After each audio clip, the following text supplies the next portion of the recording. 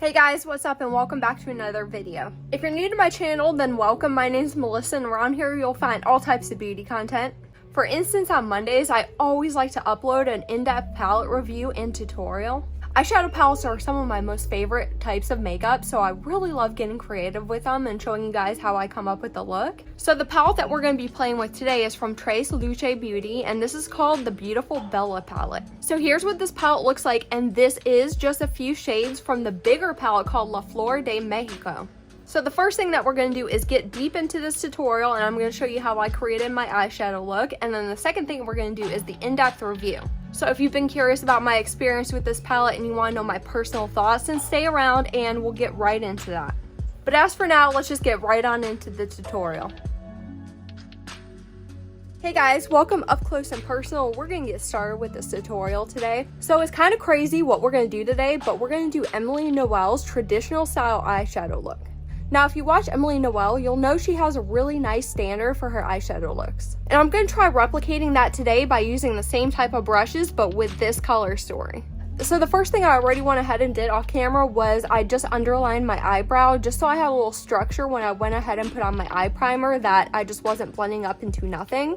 So I have one eyebrow half done, the other eyebrow not done at all. So the first thing I'm going to do is take my first eyeshadow primer, which is my Revlon Candid Concealer, and I'm just going to dot this underneath the eyebrow.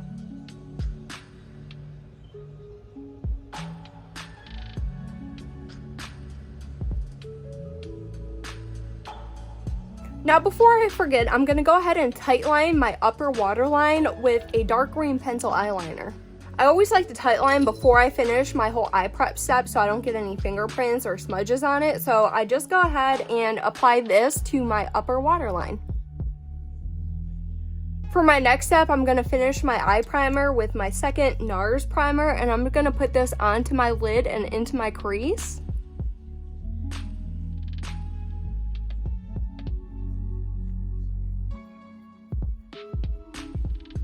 And the last thing I'm going to do is set my eye with some loose finishing powder, of course.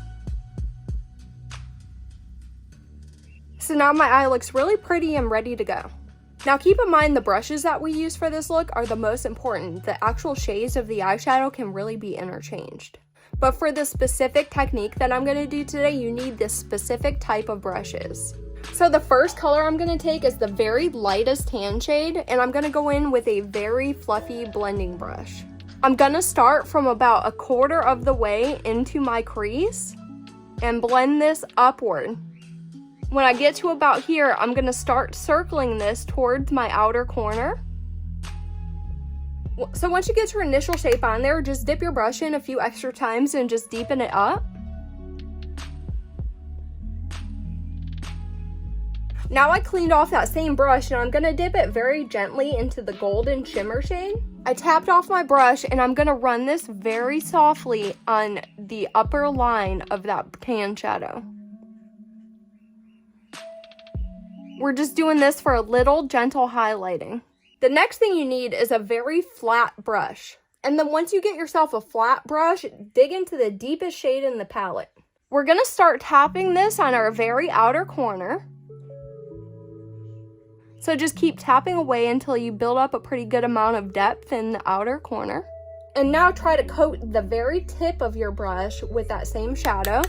And we're gonna bring the shade into our crease. So now grab yourself a very small pointed fluffy brush, and then we're gonna go back into that very deep shade, but I'm only gonna coat it just a tiny bit and tap my brush off. I'm gonna run this brush all along that deep shade in my crease and just make little circles, blending this up and outward. So now once you get that shade blended, our next brush is a very pointed flat brush. And the shade we're going to go into is this green one, and you just want to lightly tap your brush into the shade. And what we're doing with this is we're just gently swiping it on to the very center of our lid just to build up some color there and try to get rid of that harsh line. You want to swipe and you want to go lightly because you don't want to build up a harsh metallic looking color in the middle of your lid.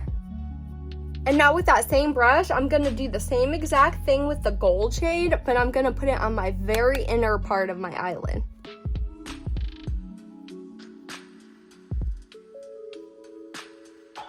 And while I'm here blending in this golden yellow shade, I'm gonna bring this down into my inner corner and just have a little shine right there.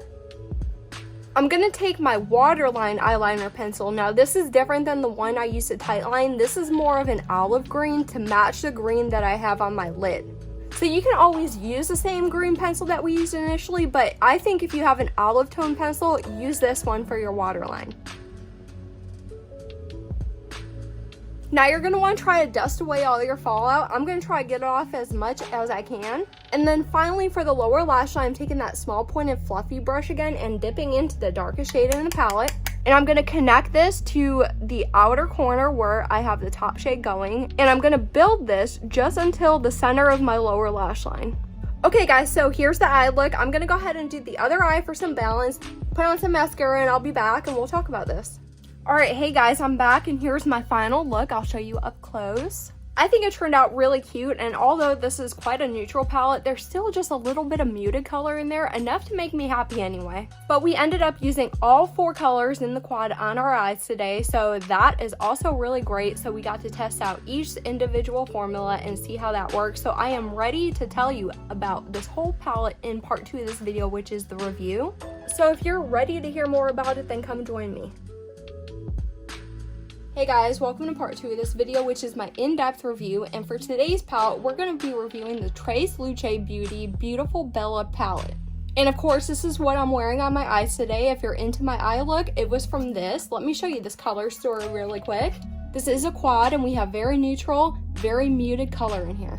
Now, you know, the first thing I always like to talk about is the palette's packaging, and this is a very nice hard casing palette. Although tiny in its size, it does contain all the necessary information that you need to know on the back of it. When you open it up, there's no mirror inside. The pans are not removable. So in this palette, you're getting 4 different shadows weighing in at 0.9 grams each. So that's below the average amount of product per pan.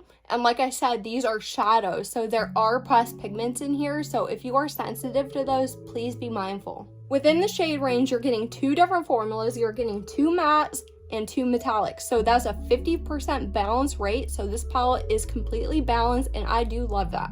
So real quick, I'm going to put up some pictures of some swatches I took from this color story so you can see how every shade looks swatched out.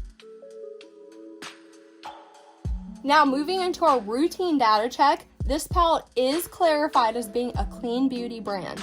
This palette is cruelty free, and it is also vegan. There's also a 12-month expiration date, and that date's located on the back of the palette for you. So moving into the cost evaluation, today's cost evaluation is going to be a little bit different because this palette is not available for sale on their website. This is a resale palette, so this originally came in a subscription box, and if you wanted to get this palette, you would have to pay resale value for it. So I looked at a bunch of different listings, and if you wanted to buy this palette today, it would cost you on the average of about $12 per palette. So breaking that down a little bit, it comes to $3 per shade. And breaking that down a bit further, it comes to $3.33 per gram. So I do listings too, and I would never list this palette at that high of a price. I think that is ridiculously expensive for a resale palette. The shades in this palette are not exclusive either. These are shades from the larger palette, La Flor de Mexico. So I think considering all of that, the price per shade and the price per gram is just ridiculous. If you see this listed for around $12, do not buy it. I wouldn't pay any more than $7 or $8 for this. Now, of course, we've made it to the most opinionated section of this video, which is my recommendation. Our first 5 points are always going to be patchiness, creasing, fading, staining, and blendability. So let's get right into that.